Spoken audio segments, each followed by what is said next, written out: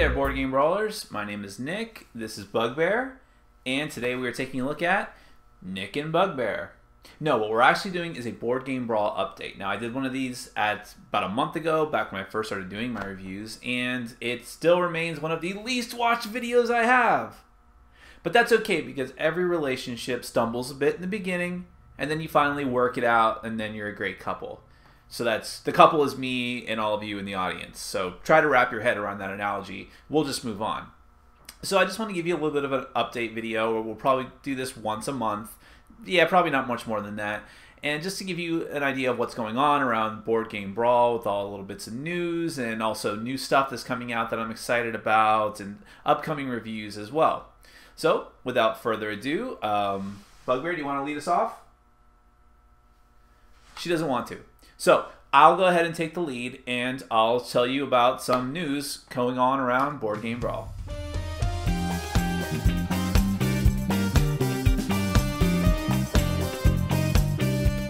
want to mention that I was lucky, fortunate, and happy enough to be a contributor of one of the various Dice Tower shows. If you don't know about the Dice Tower, and you definitely should, I assume you do if you're watching these videos, because I'm heavily inspired by the Dice Tower. The Dice Tower is run by a guy named Tom Vassell, who actually lives down here in South Florida, a few hours from me, no, a couple hours from me, and we've gamed together sometimes. Really nice guy. He is the premier board game reviewer, and he has a humongous catalog of board game reviews online, over 2,000 videos, and he also has a podcast. The podcast actually came first, and it's also very good. I recommend that you listen to it. And he actually has a whole network of podcasting shows. Other people do board game related podcasts, and they sort of come under his umbrella, and he starts a number of his own different shows as well.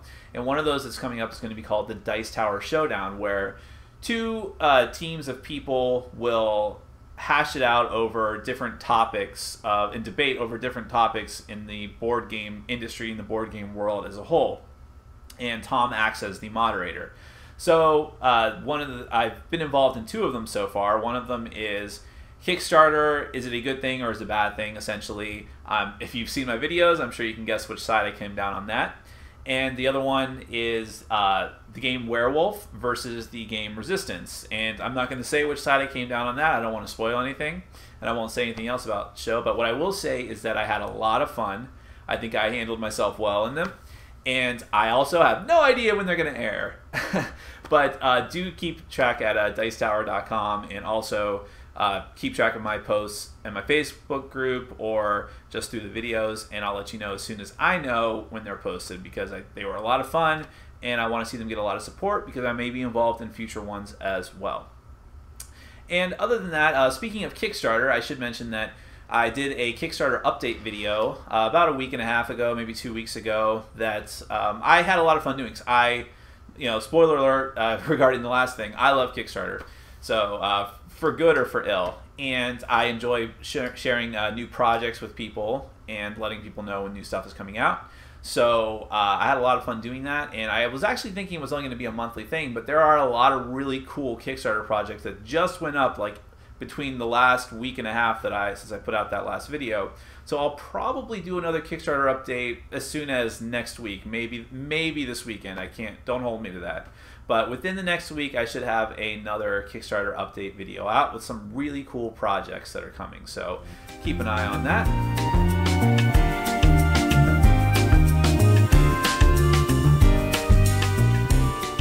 So most of the big board gaming news of the last month revolves around Gen Con 2013, which makes sense. I myself did a top 10 video of the games I was most excited about that were going to be previewed or demoed or released at Gen Con, and this year's was it looks like it was the biggest ever, and is actually starting to rival Essenspiel in Germany, which is the world's biggest board gaming convention at this point. I don't want to get involved in that debate about which is bigger, but Gen Con is definitely a worldwide event now. It's huge. Many publishers take notice of it now.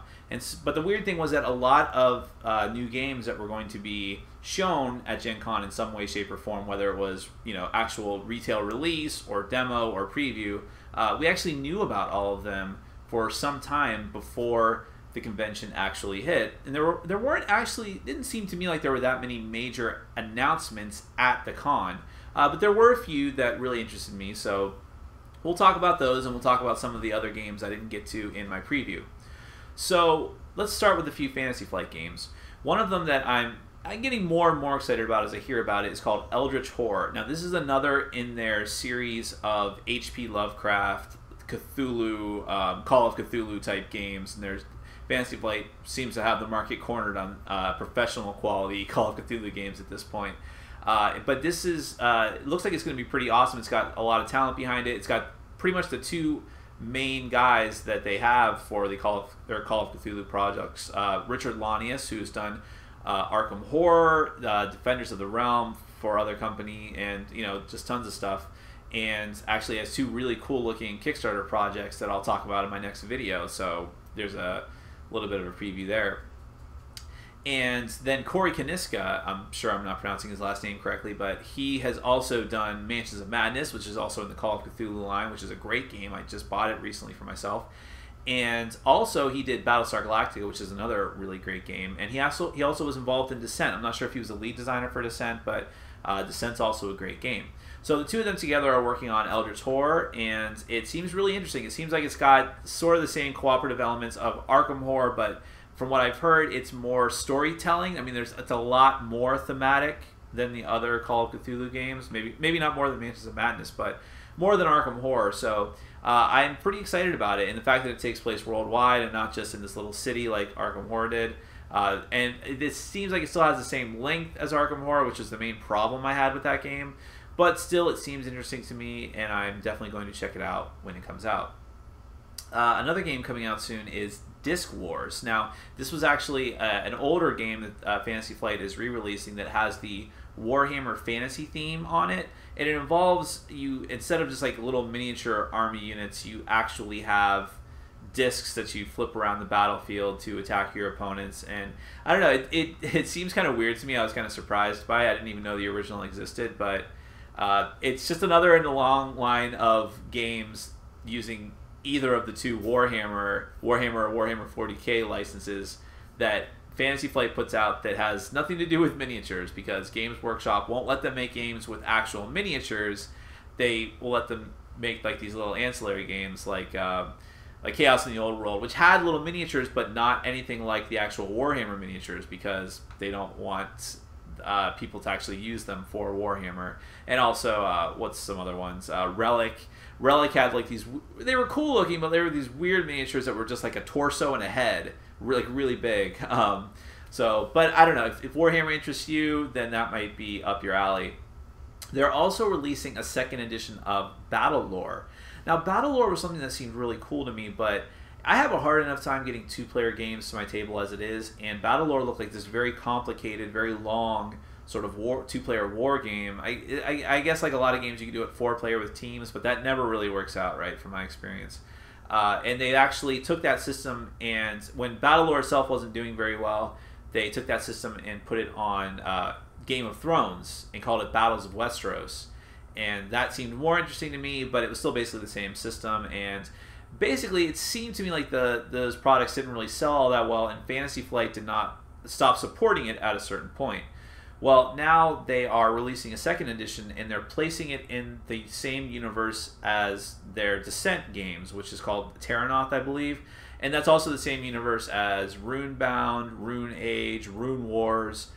So much like with one of their other properties, Twilight Imperium, they're trying to set as many games as possible in the same universe just to make use of all the lore and the content that they already have. And I totally understand that.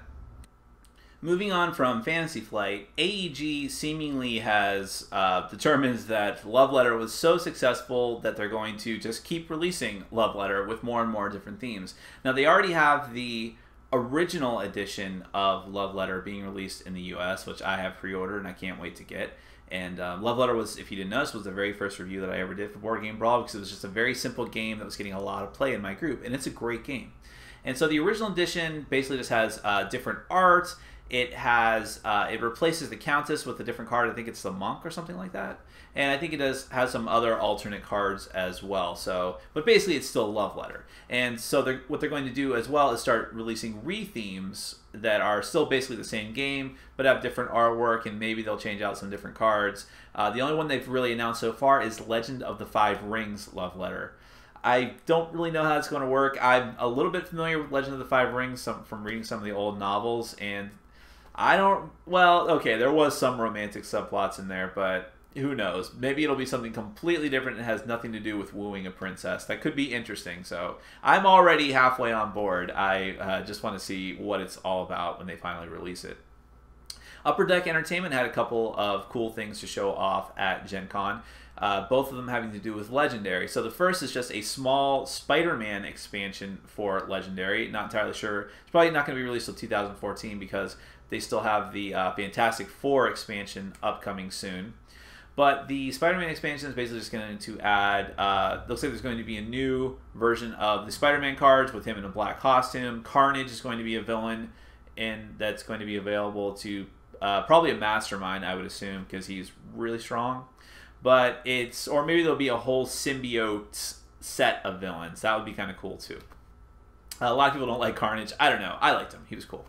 So that's interesting to me. But even bigger news was they had been teasing this for a while, that there was going to be a new standalone game of Legendary that was not set in the Marvel universe. I think they had said ahead of time it wasn't going to be set in any kind of comic book universe, and people were wondering what it was. And it turns out that it's actually going to be based on the Aliens franchise. And when I say Aliens, I mean the Ridley Scott Aliens franchise, the movies. And it's going to be the same basic system. It's going to be cooperative. You're working to defeat alien hordes, I guess. And they said something kind of cryptic, how that the two systems, the Marvel Legendary and this system is called the Legendary Encounters. I don't know if it's going to be Legendary Encounters Aliens, like this is going to be a series of Legendary games called Legendary Encounters with different themes or what. But Legendary Encounters will be compatible with Marvel Legendary, but not technically the same. It seemed to be that you could use some of the cards from Marvel Legendary with Legendary Encounters, but that the game mechanics will be different in how they're used, which could still be very interesting. I'd love to see, Wolverine and Cable fighting next to the Colonial Marines. But who knows? I'm excited about it. I love the Legendary system. Some people in my game group can't stand it, so I do not get to play that game nearly as much as I want to. I would play it every week if I could. But there you have it. I'm still excited. It's still a day one purchase for me. So on the flip side of Legendary, we have the DC Comics deck building game, which I know a certain notorious board game reviewer who does not like that game at all. I think it's an okay game. I don't think it's a fantastic game by any means. The thing about it for me is that I love deck building, and it's a solid deck builder mechanics wise. It's got that sort of ascension system with some tweaks that I like. And the thing is, it definitely has some faults. The theme is as thinly pasted on as the Forgotten Realms theme is pasted on Lords of Waterdeep, if not less so. But it's so, I mean, and Cryptozoic, the company that put it out and is releasing the new expansion for this, they proved it by just releasing the Lord of the Rings deck building game, which is the exact same game with Lords of the Rings movie stills on it. And you can mix the games together. And they have a Street Fighter one coming out that's going to be the same. But nevertheless, the DC Comics game, it's a solid game, and it has gotten a lot of play in my group. So it's, that game, if I'm trying to teach someone deck building for the first time, and they have any passing interest in comic books or comic book movies, that's my go-to game. So it's a really, actually, I would call it a gateway game at this point. Well, Cryptozoic is releasing a new standalone expansion for the DC Comics deck building game. God, I still hate that name. Legendary. Why couldn't they come up with something like Legendary? But anyways, this one's going to be called Heroes Unite, and it's going to have a bunch of new base heroes. In other words, at the start of the game, you choose your own little base hero card. Like in the first game, it was Batman, Superman, all the major A-list superheroes. Well, now they're getting down to the B and C list, and they have, I don't know, Hawkman and Nightwing and Batgirl. And I like some of those characters, but they don't seem to have as many heavy hitters as Legendary did as far as heroes. But okay. And actually, it's basically going to be the same basic game, They're going to have these new heroes. I assume there'll be some new cards and some new villains in the main deck, and some new some new super villains that you have to fight in the super villain deck. And they'll still, because it's a standalone game, there'll be a lot of repeat cards that you need. So some people complained about that, but still, you know, it's more of the same if you like that, and I do like it. And supposedly, Cryptozoic, the last time I checked, they haven't let you start pre-ordering it from their site yet, but if you do, they say you get a Starfire promo card, which is pretty cool because there was a Martian Manhunter promo card that a lot of people missed out on when the base game came out. So I'm hoping I can get a hold of that. So moving on from Cryptozoic, we have something very, very different from any of the games I've talked about now. Cards Against Humanity. So this is a game that you either love or you hate. If you've got the right mindset for it, if you like party games, if you and your gaming group are not averse to being raunchy and very, very politically incorrect, then this game is right up your alley. It's basically apples to apples, but R or possibly X-rated. But I love it. My gaming group loves it. They've had a ton of expansions, and you might remember in my Kickstarter update that I showed you a preview of a Kickstarter project for someone's making a wooden case to hold all of the Cards Against Humanity stuff, because I know it's very annoying for me. I have to just use some box from work, like a little card storage box, to hold all the stuff now, because none of the cards with the expansions fit inside the base boxes. Well, right around the same time that they released, this project has been going on Kickstarter, the actual Cards Against Humanity company announced they would be releasing the bigger, blacker box, which, if you have played the game, then you know what that refers to. I'm not going to say it here on this G-rated video, but the bigger, blacker box is just a box that's going to be able to hold the base game and all the expansions that have come out so far. And they're hinting that they're going to throw in some expansion cards as well, like 20 of them as a bonus for getting the box. So I don't know. I'll probably end up getting it, but I still want to get this wooden case as well. So we'll see. I'm going to have to think about that. But that's from the Cards Against Humanity folks. They also had some promo cards come out at the recent PAX, I think PAX Prime, wherever that was. So if you can get a hold of those, it's going to be another one of those money grabs, because people are selling them for a lot on the aftermarket. So good luck with that. Let me know how it turns out, because I'm not going to do that. Also, let's get to some other sort of lighter fare. The King of Tokyo, there is a big expansion for that was announced last week that's got a lot of people excited. And it's actually it's not going to be a big expansion. It's going to be a smaller expansion. They're calling it the Halloween Expansion Pack 1, and it's basically going to include 2 new characters that are Halloween themed. There's like a big pumpkin guy, Pumpkin Jack, and then some sort of, I don't know, demon guy, I forget his name, but it's also going to include a new set of dice that are orange and black, which they're not going to be any different from the base dice, but it seems really cool. And it's going to have some new cards for the power deck that you buy cards from that are going to be Halloween themed. They're going to be costumes, which seem really cool. They give you special effects so long as you have them, but any other monster can, if they roll 3 claws, they can rip the costume off of you and take it for themselves, which is another cool little mechanic, and I love it when they add little things to that. And it's also supposed to have a promo card for another King of Tokyo expansion, this time a standalone set that will be coming out next year, that has been cryptically, so far it's just titled King of Blank, suggesting that the new one's going to take place in a different city. Not that the theme really matters for King of Tokyo that much, but it's cool that they're actually going to keep up with this and expand it. And well, they should. It was a huge hit. It's just in my gaming group. That's one of those games that's in the upper tier of games that get played here, to the point where I was getting really burned out on it. And one of the last times that it was suggested, I was like, I'm calling veto power. Let's do something else, because I'm just getting tired of that game. But it's a fantastic game, and I hope that the expansion adds a lot of puts a breath of fresh air into the game. Going back to Fantasy Flight for just 1 minute, because I forgot something. There is a Blue Moon Legends. Now, Blue Moon was a card game that was put out some years ago. It's from Reiner Knizia, who's one of the most famous board game designers, very, very prolific, does a lot of puzzly, sort of abstract games. Some of the ones he's most famous for are the Lord of the Rings cooperative game, which was really one of the very first cooperative games that people took notice of years ago. And he's also done Lost Cities, which I really love. I have that game on my shelf somewhere.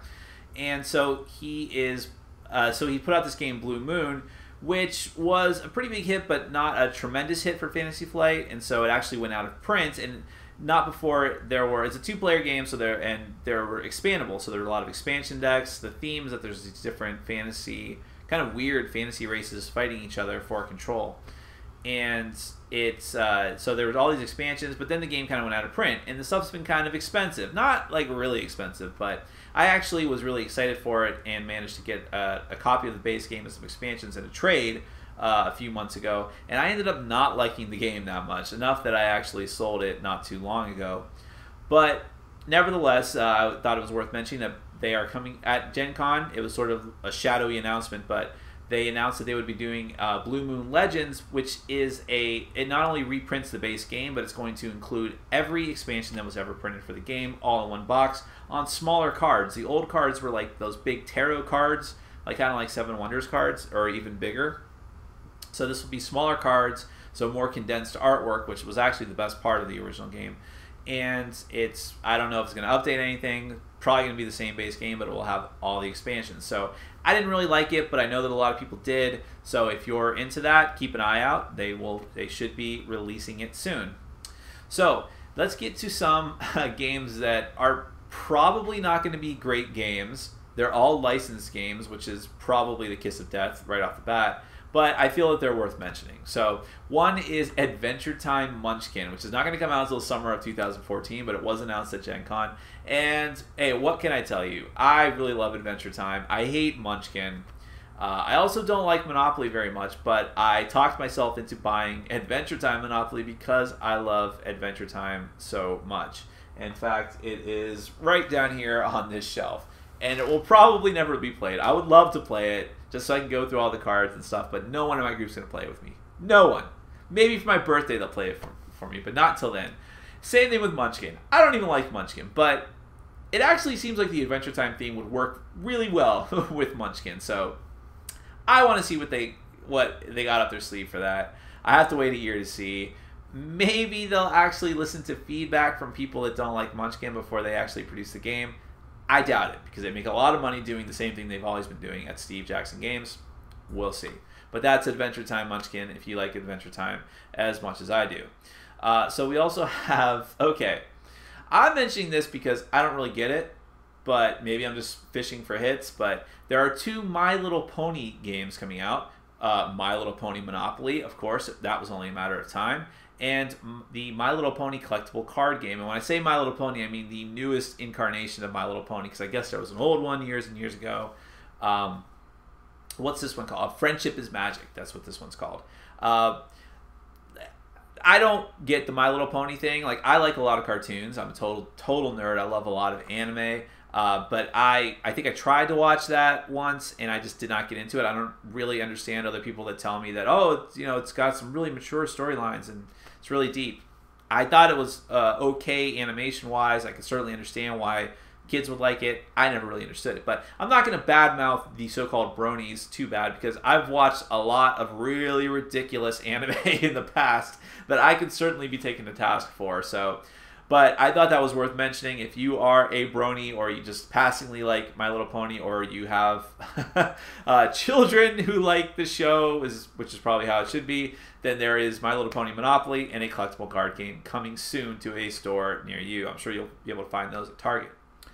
And then there is, this one sounds a little more interesting to me, and that's Plants vs. Zombies Risk. Now, I am so on Risk. I don't like the original. When I was a kid, I loved Risk. But I really lost my love affair with that pretty quickly when I became an adult. But I still love Risk Legacy. And I actually do like Plants vs. Zombies quite a bit. So what I've seen of it so far, it's got really cool little miniatures. It looks like it's only 2 players, which makes sense for Plants vs. Zombie, but it's kind of weird for Risk.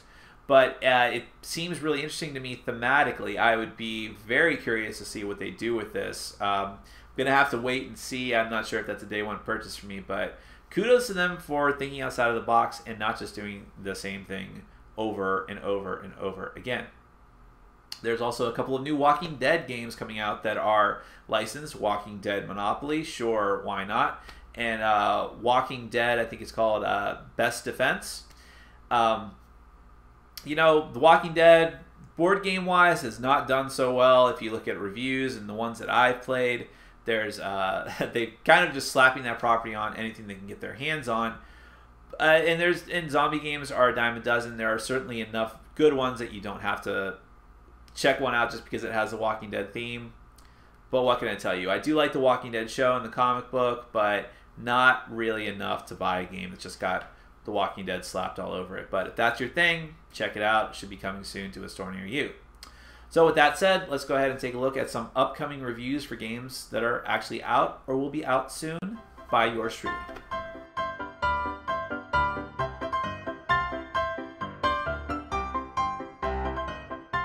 Alright, so I made some promises in my last video that I was not able to keep regarding reviews that I was going to put out, mainly for some smaller games. But just because I got so slammed with a bunch of new games that were coming out in the wake of Gen Con before and after.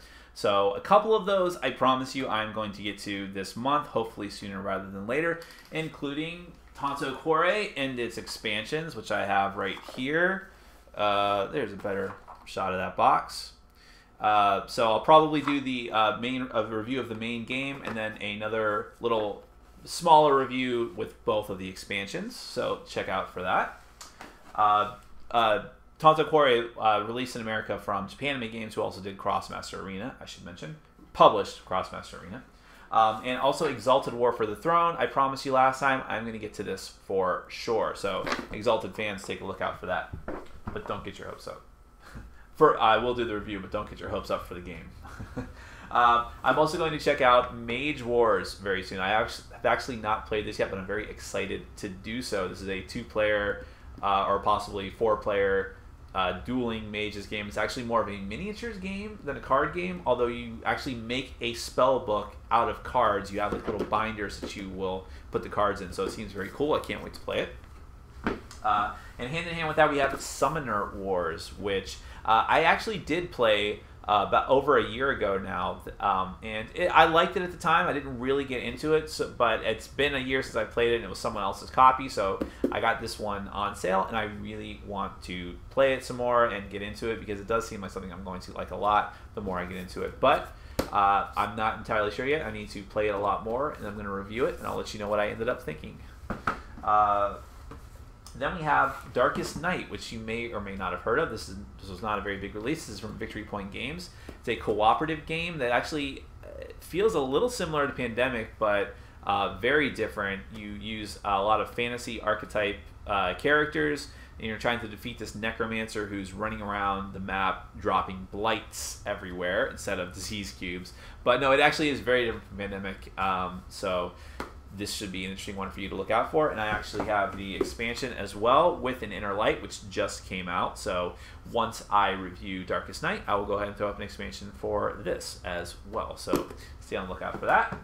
And then there is War Machine High Command, which is a deck building game set in the War Machine miniatures universe. There's War Machine and Hordes. This is the War Machine half. Hordes should be out, I'm not sure when, but sometime within the next year. And it's basically a strategic deck building game where there's actually combat. You're trying to take locations. Interesting game. This one's going to be up very soon, hopefully within the next few days. So stay on the lookout for that.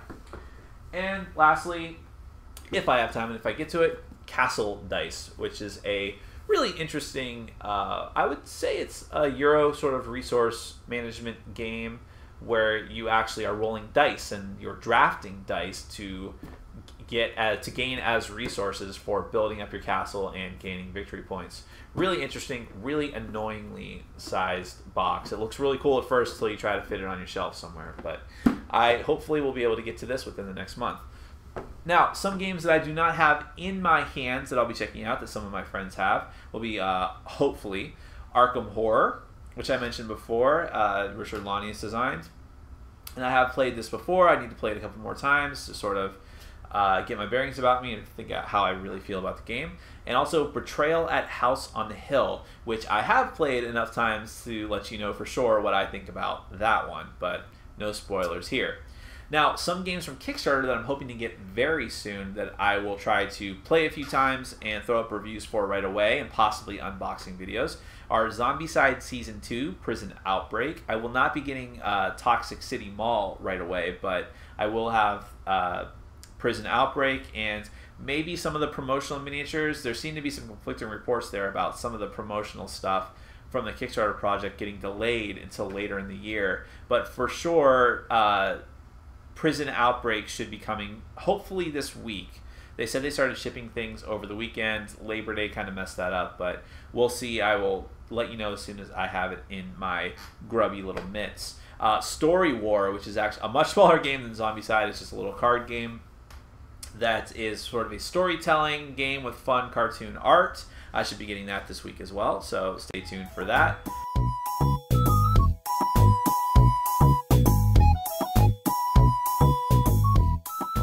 Alright, well, I woke Bugbear up just to torture her by making her sit in front of the camera with me, but that's about it for this Board Game Brawl update. Just as a reminder, if you have any comments, questions, critiques, suggestions for the show, please comment down below the video, or you can email me at boardgamebrawl@gmail.com. If you are a board game designer, or if you're a Kickstarter project creator and you want your game to get some more recognition, please contact me. I would love to do either a preview or a review of your game for you. If you want me to do a review, I will play the game. I will be totally honest about it. If you just want me to give you a preview, then I can do that as well. Just contact me at boardgamebrawl@gmail.com and we'll work something out. So, thank you for watching. Thank you for watching all of my videos. I truly appreciate it. Thank you to Bugbear for putting up with my nonsense. Thank you to all of the gamers in my gaming group. I couldn't do it without you. And until next time, please keep watching and get out there and game every day and in every way. Take care.